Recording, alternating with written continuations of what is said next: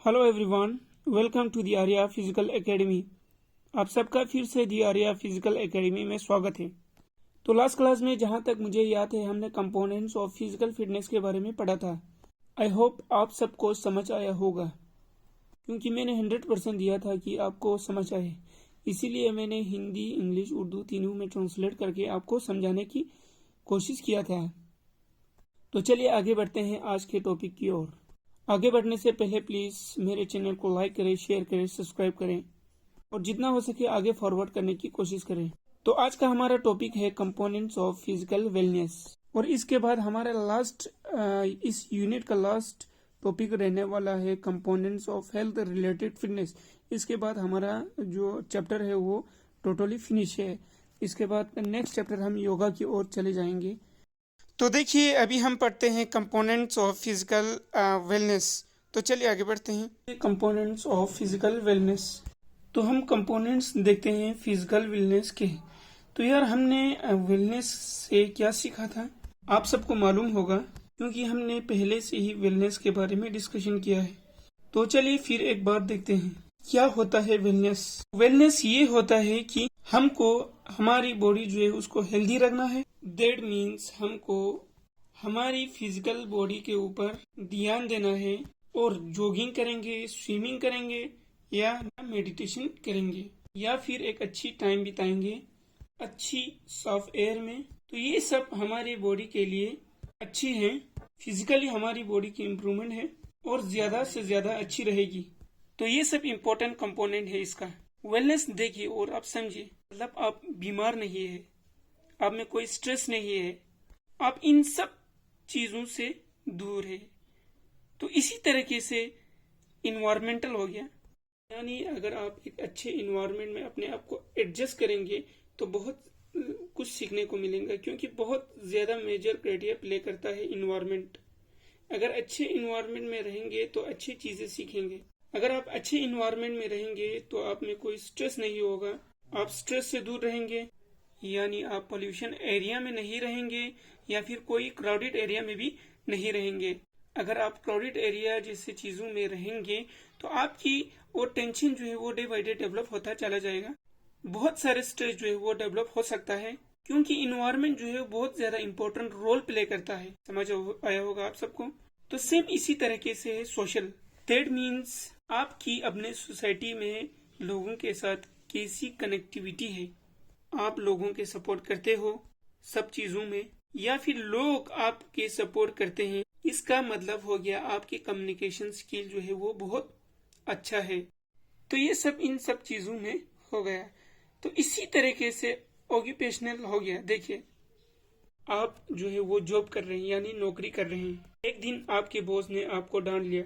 अगर आपके बॉस ने आपको कुछ कह दिया तो आपको बुरा लग गया, तो ये सब चीजें आपको अच्छा नहीं लगा। और अगर आप ये सब चीजें भूलकर आगे बढ़ेंगे तो मतलब कि माइंड को डेवलप करेंगे, तो इन सब से क्या हो गया, आपकी ऑक्यूपेशनल वेलनेस जो है वो बहुत अच्छी हो जाएगी। क्योंकि वेलनेस का मीनिंग, असली मीनिंग जो है वो यही है कि हमको उन सब चीजों को इग्नोर करना है, उन सब चीजों से दूर रहना है। हमको हमारी स्ट्रेस जो है वो बिल्कुल डेवलप नहीं करना है। आप समझ गए होंगे कि मैं क्या कह रहा हूँ। तो इसी तरीके से हो गया इमोशनल। दैट मीन्स कि आप इमोशनली किस तरीके से रहते हो, क्यों आप जल्दी से, मतलब कि आपको थोड़ी थोड़ी सी बातों में बुरा लगता है या कोई कुछ कह देता है तो एकदम इमोशनली आपको बुरा लगता है, कुछ और सोचने लगते हो, आपको एकदम सा बुरा लग जाता है। तो इन सब चीजों में मतलब आप समझ रहे हो कि इन सब चीजों को आप को रिलेटेड कर रहे हो, यानी कर सकते हो। आप अपने माइंड को डेवलप करना चाहते हो तो आप इमोशनली जो है वो फिट रहना है आपको, क्योंकि इमोशनली फिट रहना जो है वो बिल्कुल जरूरी है। पेपर में आपको इमोशनल के बारे में क्वेश्चन पूछा जाएगा कि इमोशनल क्या होता है, तो आपको अपने हिसाब से जो है वो लिखना है।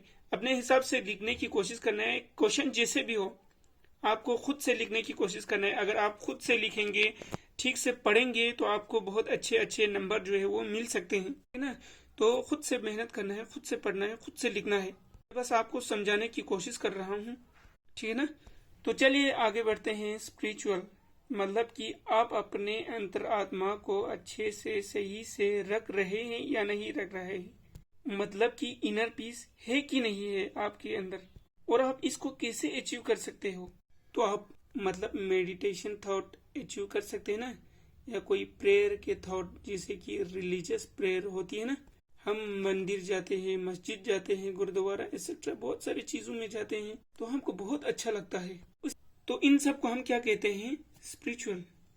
तो चलिए आगे बढ़ते हैं। फाइनेंशियल जो है वो बहुत ज्यादा इम्पोर्टेंट जो है वो हमारे लाइफ में रोल प्ले करता है।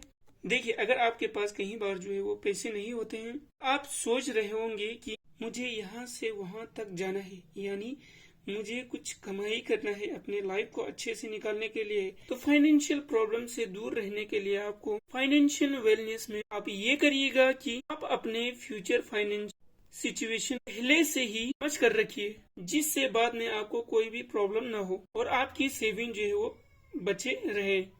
तो आगे बढ़ते हैं, देखते हैं components of health related fitness.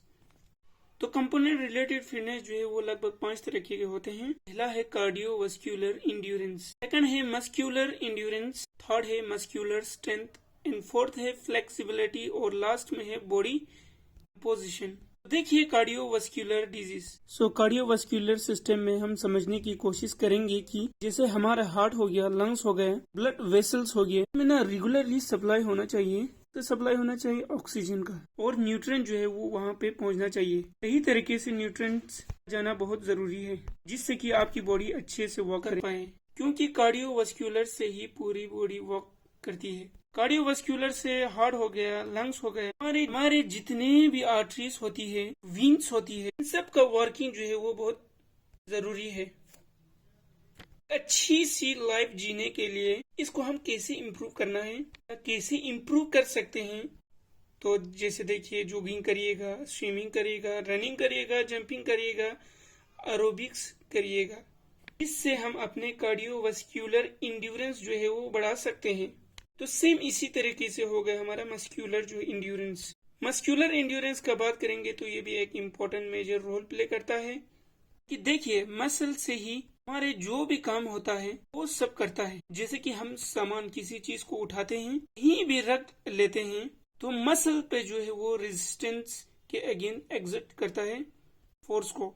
और कुछ भी काम करते हैं, जैसे कि देखते हो जिम, जैसे आप लंच जो है वो प्रेस करते हैं, तो यहाँ पे जो है वो फोर्स जो है वो डेवलप होता है। इसी तरीके से ये हमारा मसल इंड्योरेंस कहलाता है।